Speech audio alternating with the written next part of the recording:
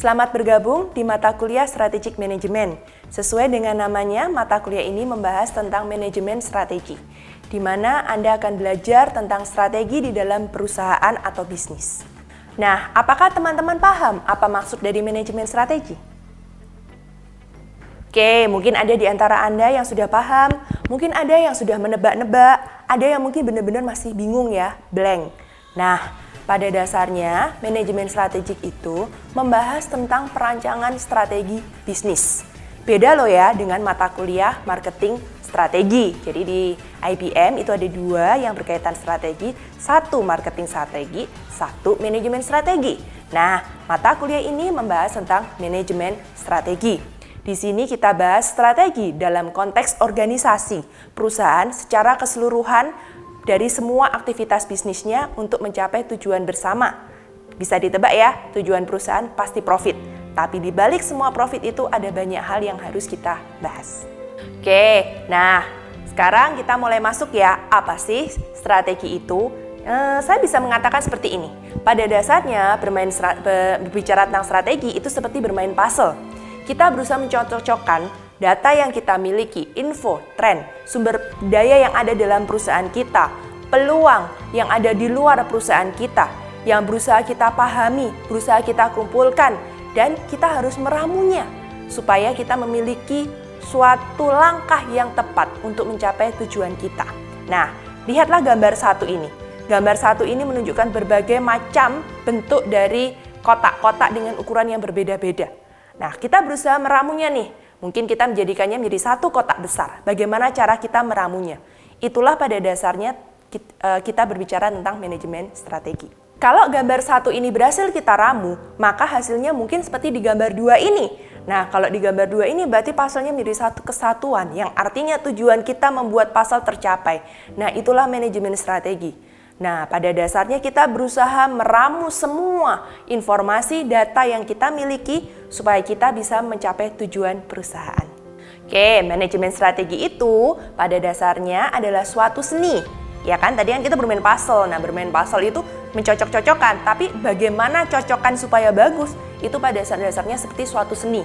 Orang tidak akan pernah bisa bilang seni mana yang bagus. Itu tergantung pada sudut pandangnya. Begitu juga dengan Anda nanti sebagai seorang owner, manajer, konsultan dari suatu bisnis.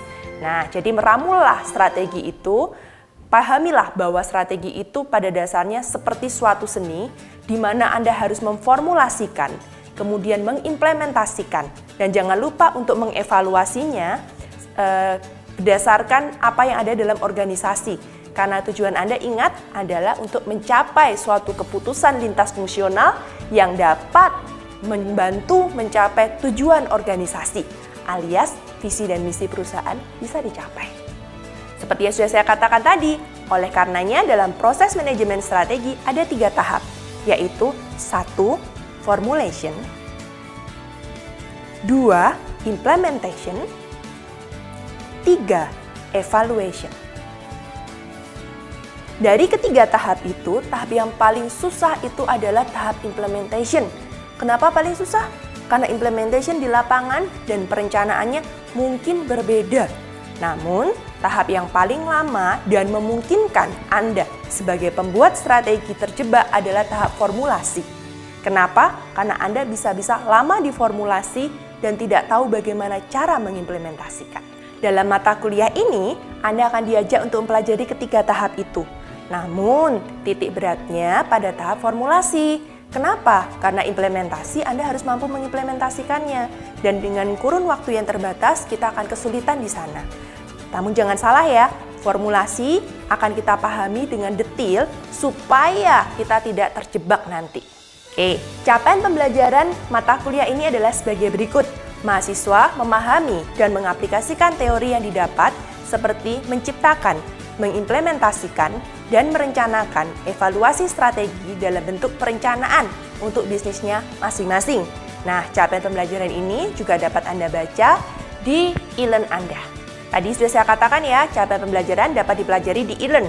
Nah, Di e-learn nanti Anda juga akan belajar subcapaiannya. Jadi tidak cuma satu capaian pembelajaran besar, tapi kita juga akan membahas beberapa subcapaian yang tujuannya adalah mendukung tercapainya capaian pembelajaran Anda. Nah, oleh karenanya, silakan pelajari baik-baik dengan cara membaca roadmap pembelajaran, RPS maupun semua materi yang nanti akan tersedia di elearn.uc.ac.id. Dan ingat, masuklah menggunakan login student Anda. Nah, berikut adalah buku utama yang digunakan di dalam mata kuliah ini. Selain buku dari David and David, Anda dapat mempelajari buku lain yang disarankan di RPS maupun artikel ilmiah lain yang berkaitan dengan topik pembahasan, baik yang ada di e-learn maupun yang bisa Anda cari sendiri melalui Google Scholar ataupun Emerald atau apapun sumbernya. Oke, karena manajemen strategik ini dosennya banyak sekali ya, jadi kelasnya banyak, dosennya juga banyak, maka silakan Anda cek di e-learn Anda, siapa sih dosen kelas Anda? Saya, Helena Sidarta, adalah koordinator untuk strategic manajemen. Oleh karenanya, belum tentu saya akan menjadi dosen kelas Anda.